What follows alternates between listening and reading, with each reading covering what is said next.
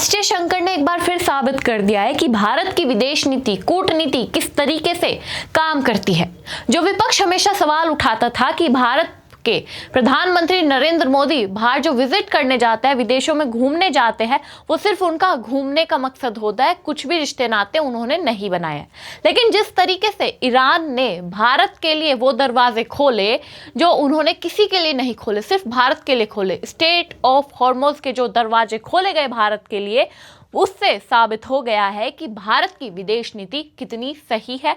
PM Modi और S Jaishankar किस तरीके से विदेश के साथ, विदेश के जो नेता है, विदेशी जो देश है, उन सभी से रिश्ते उन्होंने बना रखे हैं। आज उसी पर हम चर्चा करेंगे कि पहले शिवालिक भारत आता है और अब 2 जहाज और भारत पहुंचने वाले हैं, जो उन लोगों के मुंह पर तमाचा है जो कह रहे थे कि भारत की विदेश नीति खराब है।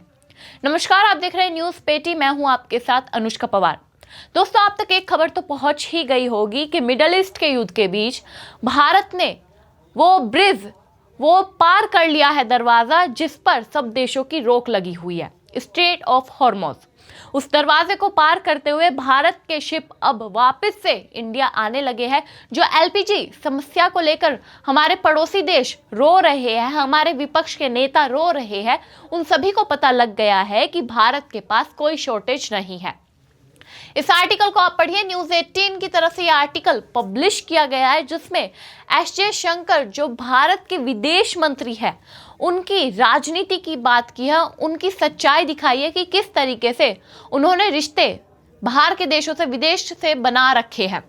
एस जयशंकर ने वो कर दिखाया जो कोई ना कर सका। एक और जहाज यूएई से रवाना, हॉर्मुज़ क्रॉस कर जग लाड़की पहुंचेगी भारत। एस जयशंकर ने वो कर दिखाया जो कोई नहीं कर पाया।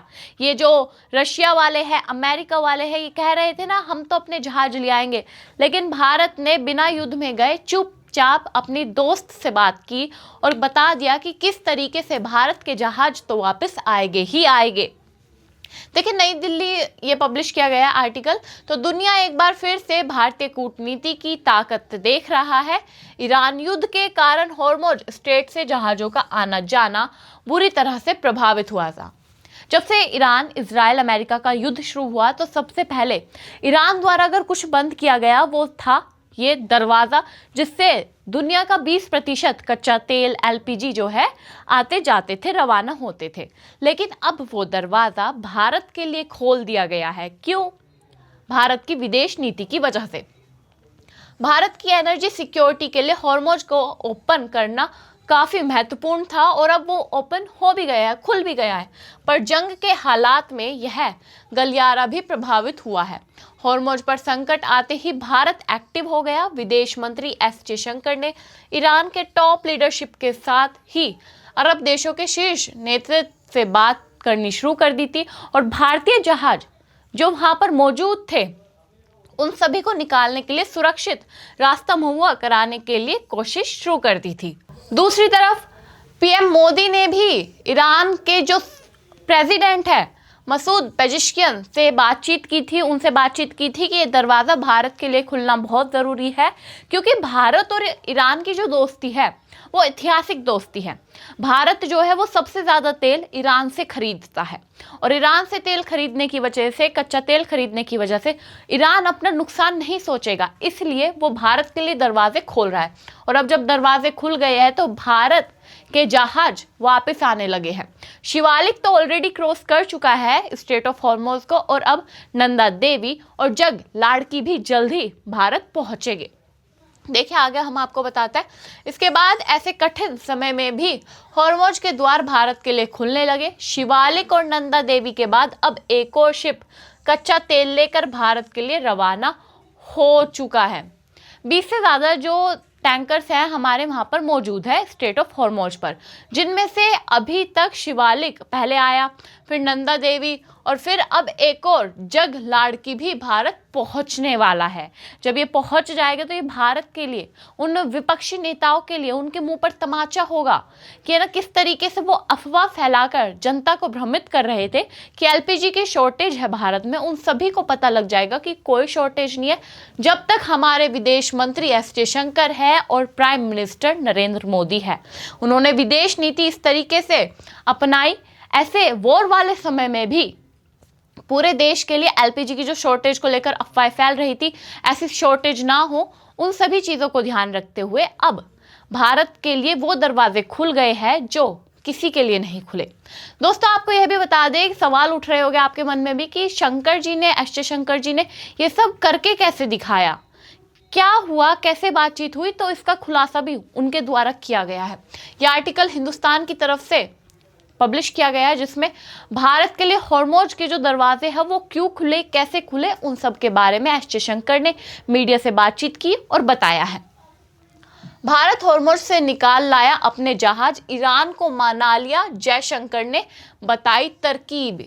क्या तरकीब थी जिसकी वजह से एस जयशंकर ने ईरान को मना लिया, उसके बारे में बताया गया है। मीडिया रिपोर्ट्स के अनुसार जयशंकर ने बताया है, कहा है उन्होंने, फिलहाल मैं उनसे, यानी विदेशी पक्ष जो है इसमें ईरान के नेता भी है, यूएई के भी नेता है, जो मिडल ईस्ट के देश है जहां से भारत तेल खरीदता है, उन सभी पक्षों से एस जयशंकर द्वारा बातचीत की जाती है। बातचीत कर रहा हूं और मेरी इस बातचीत के कुछ सकारात्मक नतीजे भी निकले हैं। यह प्रक्रिया अभी जारी है, अगर मुझे इसके नतीजे मिल रहे हैं तो स्वाभाविक रूप से मैं इसे आगे भी जारी रखूंगा। देखिए, एस जयशंकर ने बातचीत करी और नतीजे सामने हमारे है ही। शिवालिक पहले भारत आता है, कुछ लोग कह रहे थे कि एआई जनरेटेड वीडियो, ऐसा कुछ नहीं हुआ, लेकिन शिवालिक वापस आया। शिवालिक के बाद नंदा देवी और अब जग लाड़की भी वापस आने वाला है। इसका क्या मतलब है कि भारत के विदेश मंत्री अपनी विदेश नीति को अपना रहे हैं, बातचीत कर रहे हैं विदेश के नेताओं से, जिससे भारत को फायदा हो सके ऐसे कठिन समय में भी, और वो साबित कर रहे हैं कि क्यों एस जयशंकर को भारत का विदेश मंत्री बनाया गया है।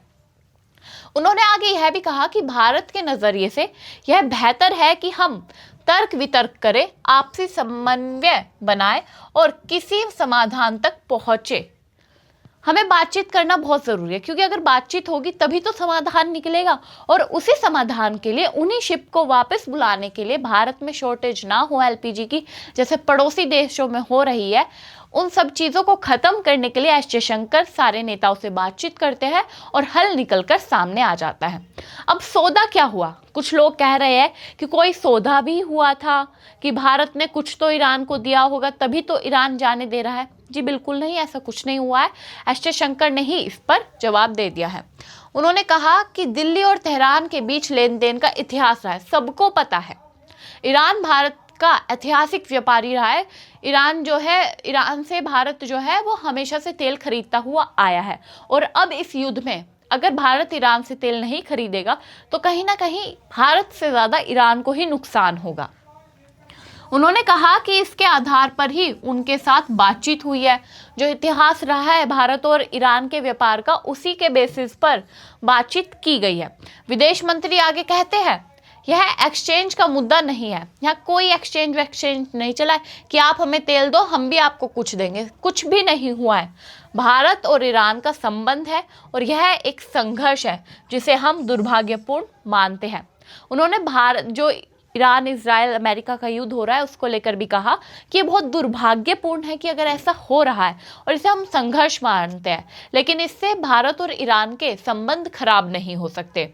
वह आगे यह भी कहते हैं, अभी तो बस शुरुआत है, हमारे और भी कई जहाज वहाँ मौजूद है, इसलिए हालांकि यह एक स्वागत योग्य घटनाक्रम है, लेकिन बातचीत अभी भी जारी है क्योंकि उस दिशा में अभी काफ़ी काम किया जाना बाकी है। हमने आपको बताया भारत के 20 से ज़्यादा जहाज वहाँ पर मौजूद है स्ट्रेट ऑफ हॉर्मोज से, उन सभी को वापस लाना है, तो धीरे धीरे बातचीत हो रही है। अभी 3 आए हैं तो जल्द ही वो 20 भी वापस आ जाएंगे, इसी वजह से वो लगातार बातचीत कर रहे हैं। हाँ, ये बात खुशी की भी है कि अभी 3 आ गए हैं तो वो बाकी के 20 भी जल्दी आ जाएंगे, लेकिन विपक्ष इन सब चीज़ों को भी गलत वे में देख रहा है। दोस्तों, हम आपको यह भी बताना चाहेंगे कि अभी तक कौन कौन से वापस आ गए हैं और कितना टन जो एलपीजी है, कच्चा तेल है, वो वापस आ गया है। आज तक की तरफ से ये आर्टिकल पब्लिश किया गया है जिसमें उन्होंने बताया है कि कितना गैस और तेल अभी जो वहां से जहाज आ रहे हैं वो ला रहे हैं। शिवालिक के बाद आज नंदा देवी और जग लाड़की पहुंचेंगे इंडिया, जाने हॉर्मुज से ला रहे कितनी गैस और कच्चा तेल। हमने आपको बताया जो शिवालिक है वो ऑलरेडी भारत में आ गया है। सबसे पहला जो जहाज था वो शिवालिक ही आया था। फिर उसके बाद आज नंदा देवी और तेल टैंकर जग लाड़की भी भारत पहुंचने वाले हैं। आज भारत आएंगे नंदा देवी और जग लाड़की। शनिवार को भारतीय ध्वज वाले 2 एलपीजी जहाज शिवालिक और Nanda Devi straight of Hormuz को पार करने में सफल रहे थे। शनिवार को शिवालिक ने और नंदा देवी ने जो है ये जो स्ट्रेट ऑफ हॉर्मुज है ये पार कर लिया था, जिसमें से शिवालिक जो है वो भारत आ चुका है, ऑलरेडी पहुंच चुका है। और अब नंदा देवी और तेल टैंकर जग लाड़की भी भारत पहुंचेंगे। बताया ये जा रहा है कि आज ये जो है पहुंच जाएंगे भारत। भारत सरकार के शिपिंग मंत्रालय के वरिष्ठ अधिकारी राजेश कुमार सिन्हा ने इस ऑपरेशन की जानकारी देते हुए मीडिया से बातचीत करी और उन्होंने बताया कि भारत में कितनी गैस और कितना तेल इन जहाजों के माध्यम से आ रहा है। सिन्हा जी बताते हैं कि इतना मैट्रिक टन अब भारत आएगा और ये जो शॉर्टेज की बात कर रहे हैं विपक्ष वाले, उन्हें पता लग जाएगा कि भारत में कोई शॉर्टेज वोर्टेज नहीं है। सिन्हा जी कहते हैं कि भारतीय ध्वज वाला जहाज जग लाड़की जो 14 मार्च को संयुक्त अरब अमीरात यूएई से रवाना हुआ था, लगभग 81,000 टन मुर्बन कच्चा तेल लेकर सुरक्षित रूप से भारत की ओर बढ़ रहा है। जहाज और उस पर सवार सभी भारतीय नाविक पूरी तरह से सुरक्षित है। वो कल तक मुंद्रा पोर्ट पहुंच जाएंगे। गुजरात पहुंच जाएंगे। और जो ये तेल ला रहे इसमें 81,000 टन तेल है, जो भारत के लिए बहुत ही बड़ी बात है। जहां विपक्ष का लगातार कहना है कि भारत में शॉर्टेज ही शॉर्टेज, अब तेल के प्राइसेस बढ़ जाएंगे, तो ऐसा बिल्कुल नहीं होगा, क्योंकि भारत की जो विदेश नीति है वो कहीं ना कहीं अब सफल हो गई है। जो पड़ोसी देशों के लिए गेट नहीं खुले वो भारत के लिए खुल गए।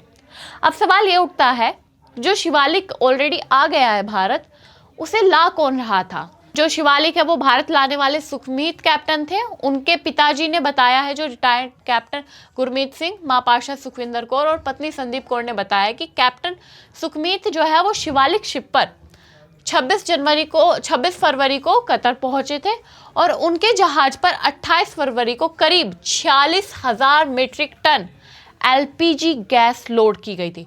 यानी जो शिवालिक है वो जो गैस लाया है वो 46,000 मीट्रिक टन है, जो ऑलरेडी 28 फरवरी को शिप पर रखी गई थी और तभी युद्ध शुरू हुआ था।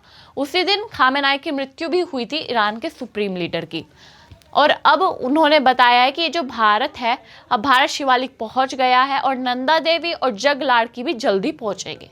तो दोस्तों, आपको क्या लगता है, जिस तरीके से भारत की विदेश नीति साबित हुई है, क्या उन विपक्ष के नेताओं के लिए काफी है जो लगातार संसद के बाहर, संसद में स्पेशल खास मुद्दे उठाने की जगह, जो जनता के मुद्दे हैं वो उठाने की जगह बेफालतू के ड्रामे कर रहे हैं?